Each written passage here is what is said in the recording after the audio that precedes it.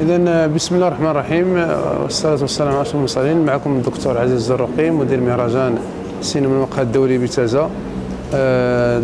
دورة اخترنا لها شعار السينما وحماية الطفولة. هذه الدورة استقبلنا فيها أزيد من 260 فيلما روائيا قصيرا، كلها كانت تنبش إحدى قضايا المرأة. جديد هذه الدورة أننا انفتحنا على هذا الشعار الجديد، هو المرأة. عكس السنة الفارطة كنا انفتحنا على شعار السينما وحماية الطفولة، ونأمل السنة المقبلة إن شاء الله أن ننفتح على شعار السينما والأسرة لكي تكتمل الباقة الطفل والمرأة والأسرة. كذلك جديد هذه الدورة أننا انفتحنا على مسابقة السيناريو، فتوصلت إدارة المهرجان أكثر من 30 سيناريو.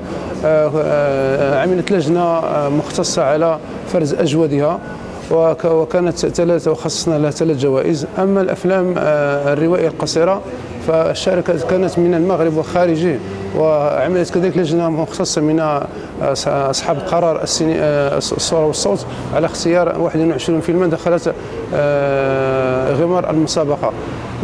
كذلك جديد هذه الدورة أننا انفتحنا على تكوينات شبابية، فكان كل مؤطري الورشات من ورشة من العرض من النص المروي إلى النص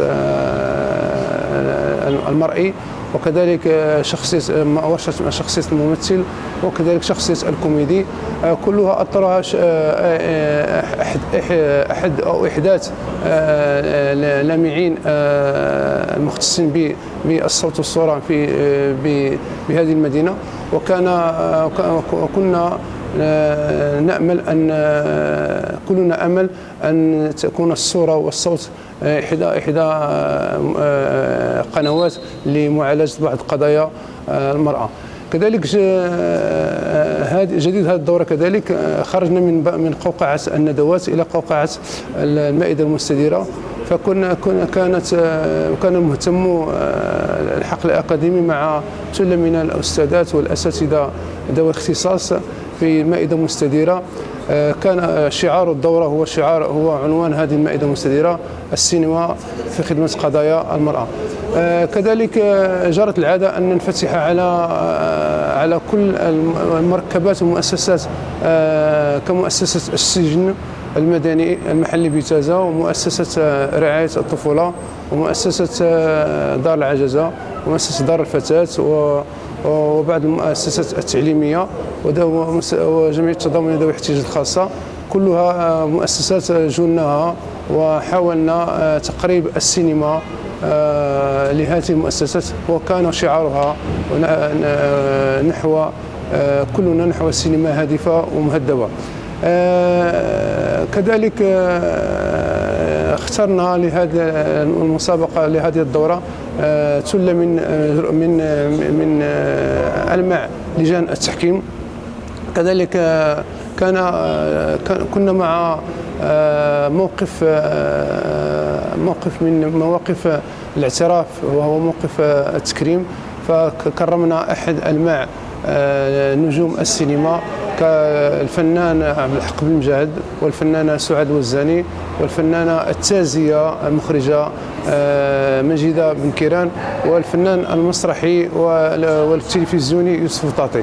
نعم، بالإضافة إلى ضيوف الشرف كلهم لهم مهام سينمائي. كذلك لا ننسى أن من يؤسس هذا المهرجان هم المخرجون ومخرجات الأفلام. لولاهن لما كان هذا المهرجان. خصصنا لهم 5 جوائز ستعلن عنها لجنة التحكيم غدا إن شاء الله. لا أنسى أن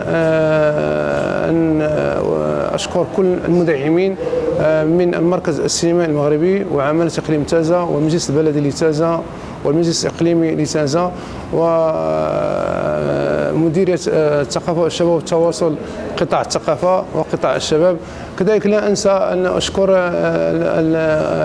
الصحافة المحلية التي تواكبنا من بداية المهرجان إلى نهايته، وكذلك لا أنسى كل من شاركنا من بعيد أو من قريب في حمل هموم هذا المهرجان ومن دعمنا من قريب ومن بعيد. شكر موصول كذلك لعشاق السينما التازيات والتزيين الذين أتتوا هذا الافتتاح البارحة. ولا أنسى كذلك أن أذكر